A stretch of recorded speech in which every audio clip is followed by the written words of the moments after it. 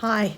By complete chance, I happen to be wearing the same top I had on when I filmed this video, which I actually filmed a couple of weeks ago. Since I made it, obviously, a lot of stuff has changed in the United States, and my family and I are engaging in self-isolation, keeping home.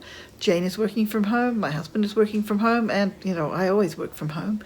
But it seems to me that these little activities of creative arts practice are even more helpful right now while we're all feeling a little bit scared, a little bit anxious, a little bit stuck at home, and hopefully actually taking the opportunity to maybe rest.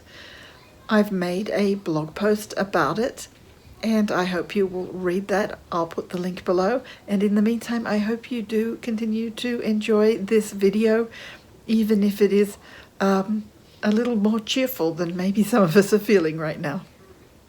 Stay well, and I'll talk to you soon.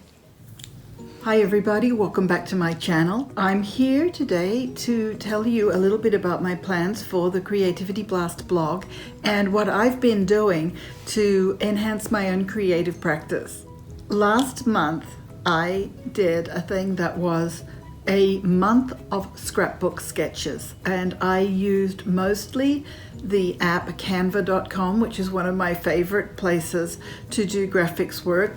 No sponsorship, I just love the site. I used Canva to make a sketch almost every day and uploaded it to my Iggy Jingles blogspot crafting blog. So not to the Creativity Blast blog, but just where I keep my actual creative works in progress and stuff like that. This year I decided that even though I've been focused very heavily on writing, which is my main income, I write resumes on my other channel, Work in Film.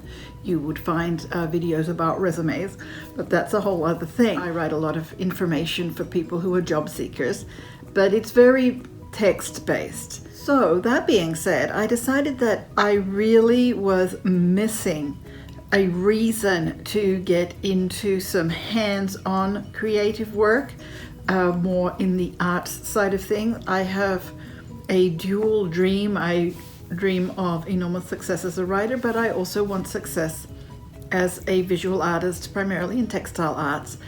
But for me, that means I really need to get back to doing some little thing every day towards both of my dreams.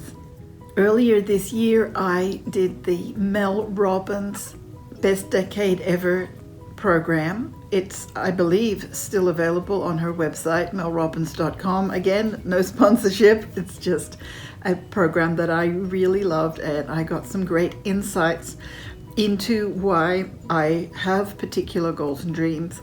And I recommend checking it out if you like it. It's completely free. So I've gotten back into creating my journal notebook, my planner diary that I use on a daily basis. It has, I'll show you some inner pictures, but things like nosy paper, monthly layout, weekly goals, and some of my writing goals are in here, as well as my creative arts goals. But then the other thing I decided to do, which I think I may have already shown you, is a year of projects. This month, March 2020, in case you're all looking at this in some distant time in the future, this month is 1 month of ATCs. Now, ATCs are art trading cards. They are something that someone made that's been around a long time. I'll put a link below to some background information of art trading cards. But the point about them is that they are 3.5 by 2.5 inches, and they should be primarily flat. They're not like a sculpture, but they can have a little bit of 3D elements. They're usually made on some kind of cardstock, but they don't have to be. And the idea behind them is that they are always either given away or traded. They're never sold. And what they are little tiny pieces of art that you can keep in your pocket. I have quite a large collection of ATCs that I've gained from different trades. I used to be in a group that organized trades every few months, on a particular theme, and in that way I made a lot of cards and I received a lot of cards. And I've also occasionally attended events where there has been an ATC workshop and I've been able to do some trades there. But the main reason I have so many in my collection is because a few years ago I set myself a make an ATC a day challenge for, I think it was 2 or 3 months. I'm not actually sure how long it went, but I did end up with lots of cards. I would sort of cheat by making a whole bunch on a theme over 1 day or 2 days, but in the end I ended up with a lot of cards, so that may well happen this time as well. I keep my cards in this folder that has these baseball card pages. The artist should write their name, the date perhaps. If they want to put contact information, they can. They could put the title of the piece of art or the series that it's part of. But mainly that it should be your name should be on the back. That's the most important thing. Here's some more of mine. These particular ones have wool and stitching and some buttons, so there is a little bit of 3D. I've got my old address, which I probably need to change that sticker, but I use the little address labels that come constantly in the mail from every different nonprofit trying to get donations, so I have plenty of those. Some people will actually purchase or have made a stamp that they can put on the back of their ATCs, and they can almost be used like a greeting card. They're almost like a little miniature arts portfolio. They're also a place where you can experiment with techniques on something that's really tiny and is essentially disposable, really. If it doesn't work out, it's mostly just paper.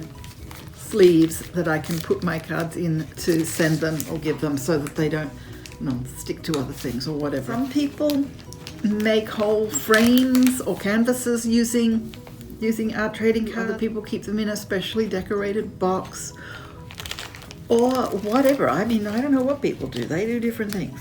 What I do is keep them in this folder so that I can take them with me to events and people can see my collection.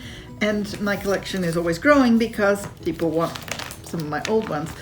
But the main thing that making ATCs did for me the last time I gave myself this challenge was that it really inspired me to try some different art techniques that I could then use on other objects. I hope this shows up there. You can see that it has stitching and some layered paper, and then if you look at this doll here, you can see that it's got wool stitching. So I was kind of practicing and learning about the idea of doing three-dimensional stitching on a surface with yarns, and it came out in some of my other art.